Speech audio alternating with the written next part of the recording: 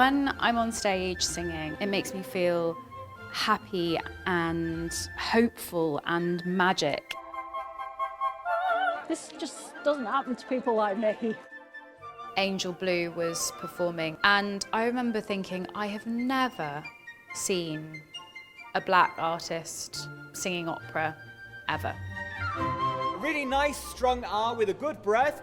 Hang on, listen to me first. They're now really keen to kind of try out opera, and they might be coming to their first performance, and that's exactly what we really want to see happen. For 2 hours I'm transformed into something else. You get swept away.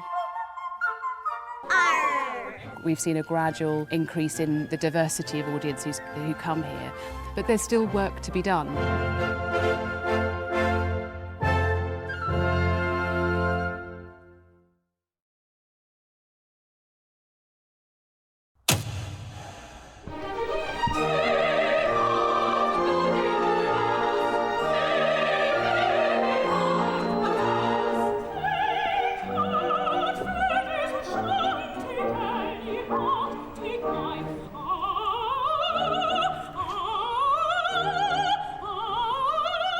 When I'm on stage singing, it's like the world sort of drops away. And that feeling of being totally vulnerable, but it makes me feel happy and hopeful and magic, and it's incredible. My name is Isabel Peters, and I'm a soprano, and I'm currently appearing as Mabel in English National Opera's Pirates of Penzance. I remember coming to see my first opera here. Angel Blue was performing as Mimi in La Bohème.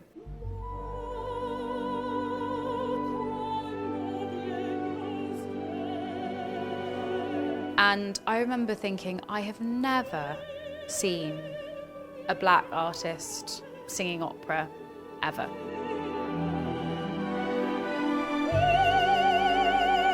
I then thought, you know what, I could be up there. It's not totally out of the question that I would be cast in that role. And I think that's such an important message to put across, actually. Over the last 6 years, I'd say, I've really worked very, very hard and sort of gone the unorthodox route towards getting here from, you know, continuous rejections from auditions that you do, which come in the hundreds, I can tell you, especially for a soprano, because there are just so many of us, which is great because we're fantastic. All the way up to kind of catastrophic incidents. And when I was 21, I was doing my undergrad in Manchester, I actually suffered a spontaneous cardiac arrest whilst at the gym. They weren't sure that it was going to sort of end well at all.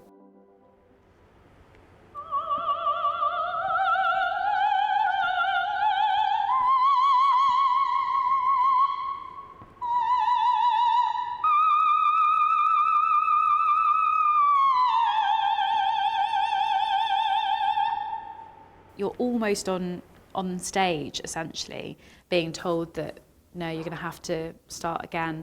I mean, even to this day, I can't really think of anything I would rather do, or indeed that I'm good at, so.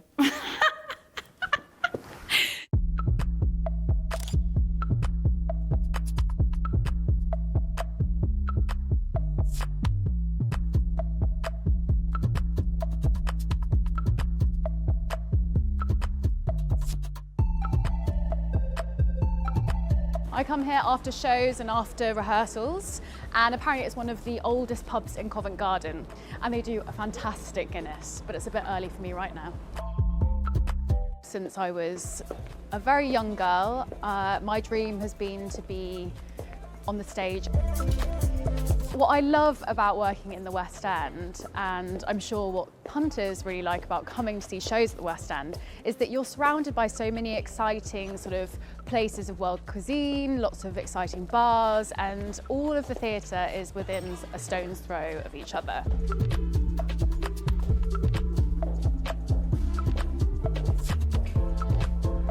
Well, I've got rehearsals now, so I'll see you back at the theatre.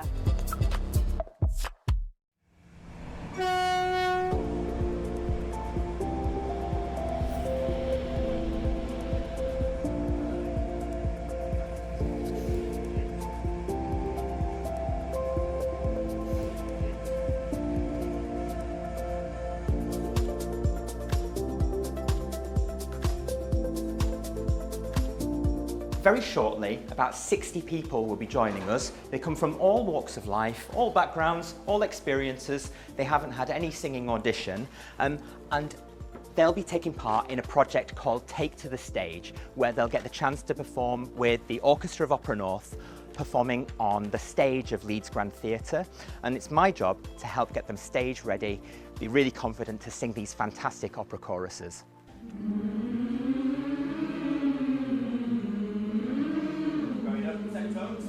Just give me a...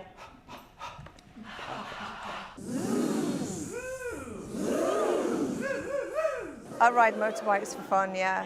So I ride a motorbike for fun, I go walking and I don't sing normally. Last time I sang anything like this was at school, in a choir. Nothing since then at all. So no musical background.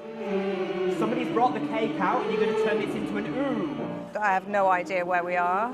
So I've been listening to it in the car to try and get an idea of where I come in, and I've been watching Chris tell us where to come in, so it's quite difficult.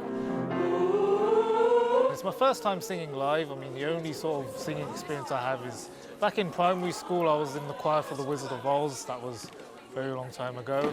Get ready, tenor the basses. 1, 2, 3, 4. 1, 2. Pour us some wine now. I think singing in general is just really out of my comfort zone. I'm quite quiet and shy by my nature. I think it's part of why I want to be on stage is like sort of push myself out of my comfort zone, be more extroverted. Having practiced over Christmas with the rehearsal tracks, it's nice to put it all together and think, actually, yeah, I do know it.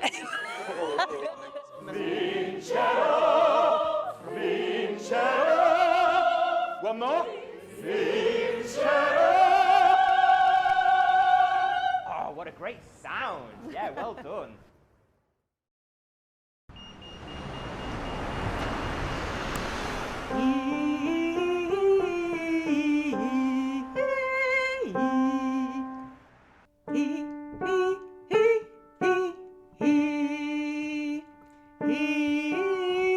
My name's Claire Throssell and I sing in a local community choir. I sing soprano. I used to sing to the boys and Paul used to say to me, "Oh, it's so sad, Mum, that we only get to hear you sing." But I've always had that, "Oh, it's not for me, I'm just a normal person." Morning, Mark. You okay? Yes, you? Nice to see you, nice day. Yeah. These nice carrots in today for you. Get them, babies. Ah. Thank you very much. Penistone is the highest market town in the Pennines, and it's been marked as such in the Domesday Book from 1066. I love living here. People are so friendly and they care so much.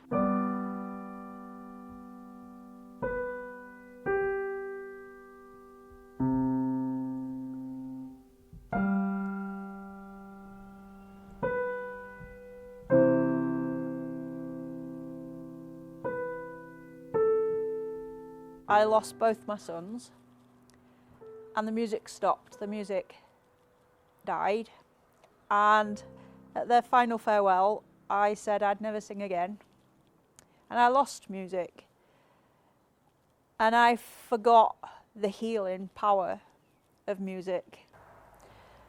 10 years ago, if somebody had have told me that I would be stood on Leeds Grand Theatre stage singing opera, A, I wouldn't have believed them, and B, I wouldn't have wanted to believe them. To still be here 10 years later and I found music again, they're the two biggest gifts that I have in life. When I go to rehearsals, I take the rucksack off of life, leave it at the door, and for 2 hours I'm transformed into something else. You get swept away with the music. We're singing a song which is from the opera Hansel and Gretel, and I find it incredibly difficult to sing because some of the lyrics is about two children sleeping. It's about two angels at your feet and two angels near your arms. I obviously held two children in my arms as they became angels, and the words cut deep. Then we've got the beautiful bit. Sounds really nice.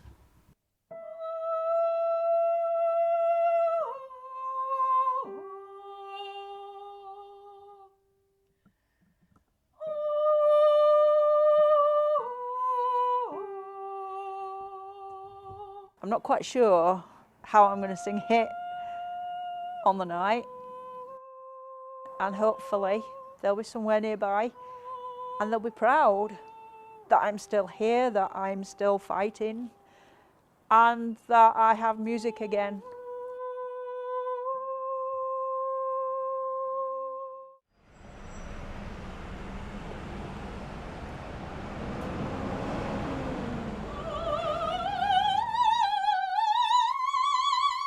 It's the morning of our relaxed performance day here at the London Coliseum, so there's a lot of excitement here in the building as we're setting up.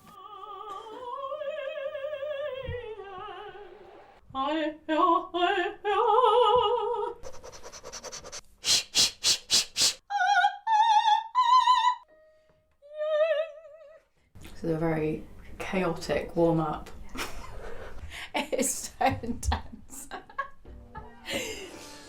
I'm playing the character of Mabel, who is the daughter of the eccentric Sergeant Major, and she's one of 12 daughters.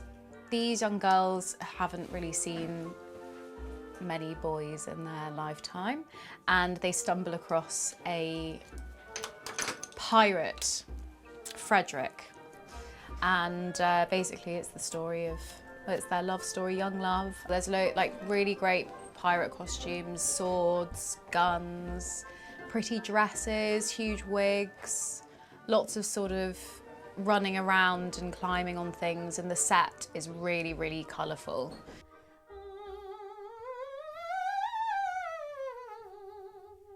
What you can see here in the moment is the house lights are on low, so these stay on for the performance. You can come and go as you please. We have an open door policy, so you can get up, come back to your seat, come in and out. We have no restriction on noise, so if you need to make noise during the performance, you can. And we have chill out and relaxed spaces outside of the auditorium itself. And what we're doing is reducing barriers to how they can experience or engage with that.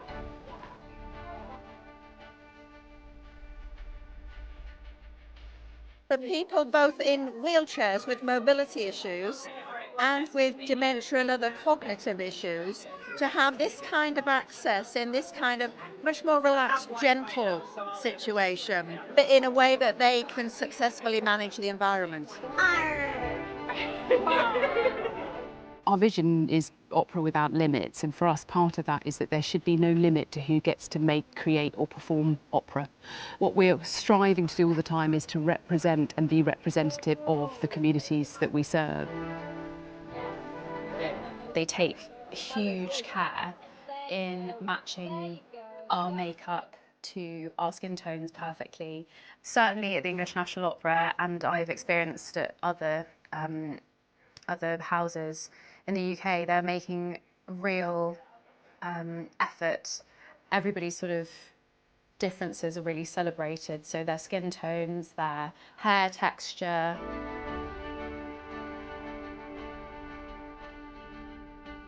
We've seen a gradual increase in the diversity of audiences who come here, but there's still work to be done.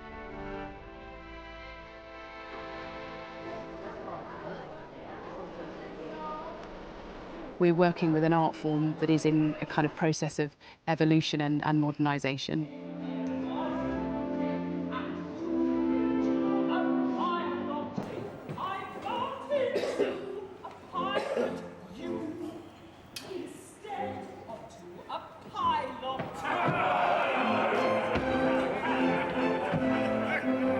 handing out all the guns and the cups to the pirates as they come. So I'm A&O's chorus director, which means I conduct all the offstage stuff that happens in the show. Climbing over rocky mountains, skipping rivulet and fountains. Yeah, so we're going to see now the entrance of the ladies' chorus coming down the stairs, but at the same time as they come down the stairs, we've got a load of technicians in the stage left wing who are very gently pushing the stairs on as well. So the idea, from the front, you see the porthole of the set, and then you see the stairs gently coming in, and then the ladies' chorus coming down.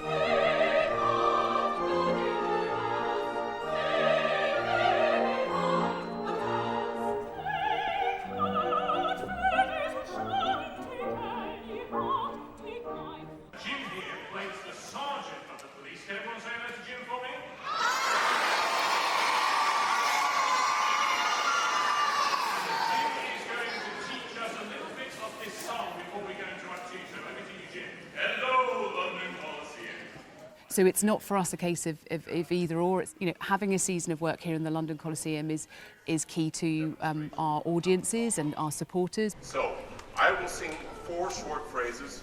Don't sing along with me, please. Manchester enables us to expand and evolve what we do and diversify the range of work we're making in close collaboration with friends and partners there, including Opera North.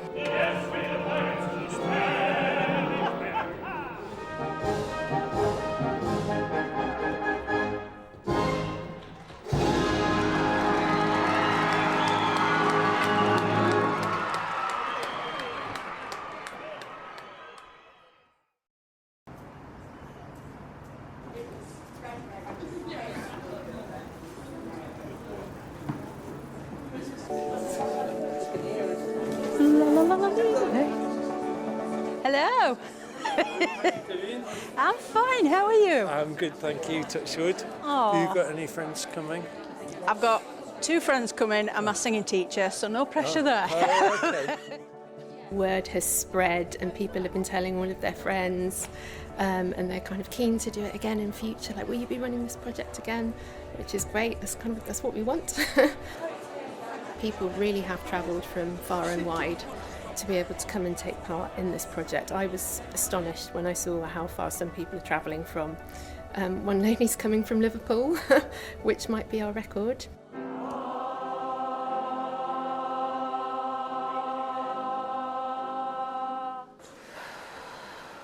What's quite interesting with this project is that a number of people have told us that by taking part in this project with us, they're now really keen to kind of try out opera, and they might be coming to their first performance here at Leeds Grand Theatre to one of our main stage productions. So that's really exciting. That's exactly what we really want to see happen, that people fall in love with opera. Very exciting. I always sit out there. So to actually be here on this stage, this just doesn't happen to people like me. It's super impressive from this angle. It's just gorgeous.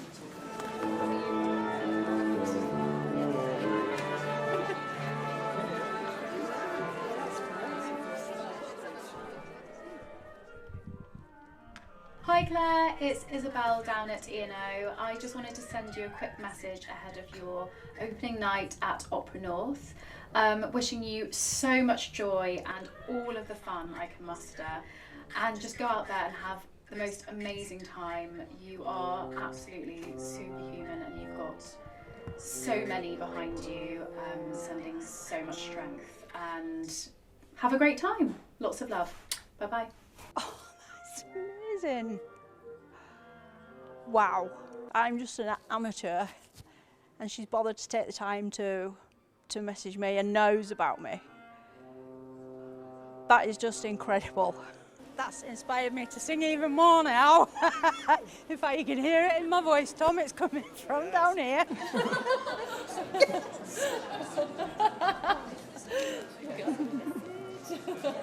I got a message. Lovely. And on an R, really nice, strong R with a good breath. Ah. Hang on, listen to me first. You don't know what you're doing. Ah.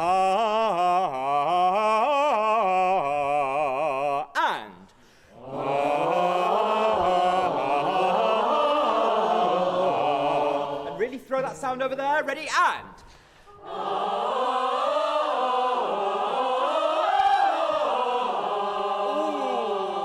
that was the best one. That was great. My children are here, well, 2 out of the 3 of them, and they don't know at all. And my mum's here as well, she has no idea. They've just been told to be here in Leeds, and then my husband's kind of going to direct them this way. So hopefully they'll all end up in the right place. Stand by, rescue 25. Stand by, start. And stand by, seat. Please give a huge round of applause to the Orchestra of Opera North and their Take to the Stage chorus.